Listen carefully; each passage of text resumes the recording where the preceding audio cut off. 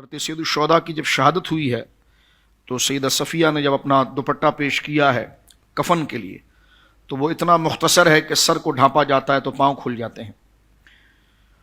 تو آپ کا نماز جنازہ جب حضور سید عالم نے فرمایا کہ 70 دفعہ آپ کا جنازہ پڑھا گیا صحابہ کے ساتھ، جب آپ کو مزار مقدسہ میں رکھا گیا تو حضرت عبداللہ بن جہش کا ذکر ابھی کیا حضرت علامہ صاحب مدد اللہ نے کہ آپ کی شہادت بھی ویسی ہے اور آپ رشتے میں حضرت حمزہ کے سگے بھانجے ہیں. اللہ، ہاں، اس لیے کہ آپ کی امی جان جو ہے نا وہ امیمہ ہے، امیمہ بنت عبد المطلب، اللہ اکبر. تو آپ کے بھانجے ہیں.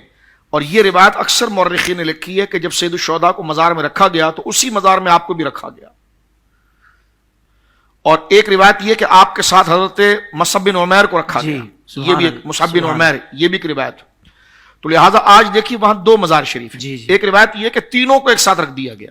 اللہ، ہاں، لیکن زیادہ مقبول یہ ہے کہ جو سر کی طرف جو مزار مقدسہ ہے اس میں سید الشہداء آرام فرما رہے ہیں. اس میں آپ کے ساتھ یا تو عبداللہ بن جہش ہیں یا حضرت مصعب بن عمیر ہیں. صحیح. اور قدموں کے طرف اکیلے جو ہے وہ حضرت مصعب بن عمیر ہیں یا عبداللہ بن جہش ہیں. تو یہ ایک اس کی گویا کہ تسلسل، لیکن ہیں یہ تینوں ہی اس جو احاطہ مبارک ہے اس کے اندر یہ موجود واہ ہے. واہ واہ. حضرت جابر بن عبداللہ کے والد بھی اس میں شہید ہوئے نا، عبداللہ. تو وہ چھوٹے سے تھے، ان کی بہنیں زیادہ تھی تو بہت روئے وہ. تو حضور نے اپنے سینے سے لگا کر فرمایا جابر تو بڑا عجیب ہے. فرمایا تجھے بتاؤں تیرے باپ کا کیا مرتبہ ہے؟ فرمایا تیرا باپ، جب تیرے باپ کی روح اللہ کے پاس پہنچی نا تو اللہ نے سب سے پہلے جس سے مصافحہ کیا وہ تیرا باپ عبداللہ تھا. اللہ اکبر. اللہ اللہ. سبحان. حضرت جابر کہتے ہیں کہ میرے والد کا بھی یہی حال تھا کہ ان کا جو ہے وہ کفن گھٹنے تک تھا، تو ہم نے ہری گھاس سید الشہداء کی بھی قدموں پر رکھی تھی اور میرے والد کی قبر پہ بھی رکھی تھی. کہ حضرت معاویہ کا جب دور آیا تو وہ کہتے ہیں کہ 40 سال کا وقت گزر چکا تھا. تو کہتے ہیں کہ جب ہم ان نہر بنانے کے لیے پھاوڑا جس کو کہتے ہیں، جس سے زمین کھودی جاتی ہے، تو قبر کی طرف جب کھودا تو ایک یہ ہے کہ وہ پھاوڑا جو ہے جو جس سے کھودا جاتا ہے وہ حضرت حمزہ کے پاؤں پر لگا اور اس سے خون بہنے لگ گیا.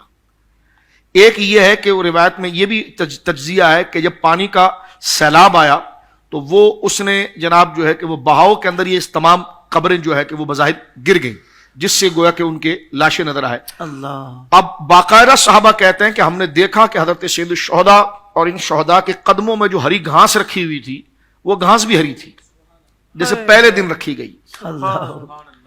اور ان کا ہاتھ زخم پر تھا اور جب ہاتھ ہٹایا تو زخم خون چلنے لگ گیا.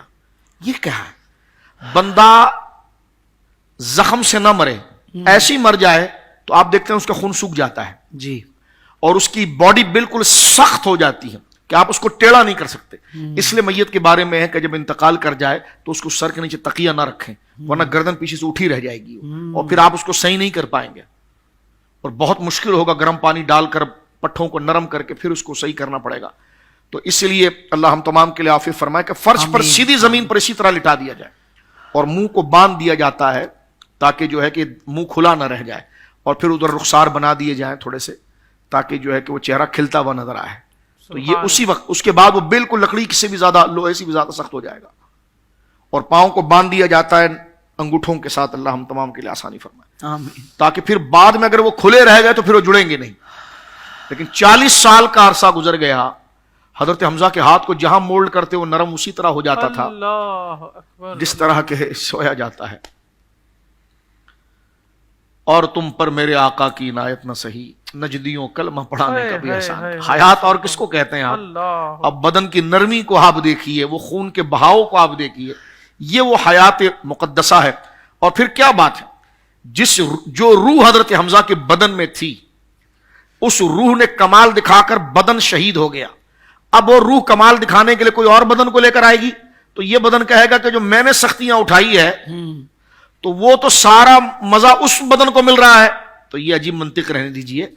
روح نے اپنے کمال جس بدن میں دکھائے تھے اور جس بدن نے روح کے وعدے کو صادق کیا تھا وہ روح اسی بدن کی طرف متوجہ کیا کہنے شاہ جی. واہ واہ واہ. سبحان اللہ. وفاء الوفا دیکھیں آپ، علامہ سمودی علیہ رحمہ کی جامع الکرامات دیکھیں. نہ ماننے والا تو قرآن کی آیتیں نہیں مانتا جی. اور نہ ہم نے کسی کو منوانا ہے، واہ. ٹھیک ہے نا. لیکن جو امت کا تسلسل ہے وہ آپ کے سامنے بیان کر رہے ہیں آپ کے سامنے.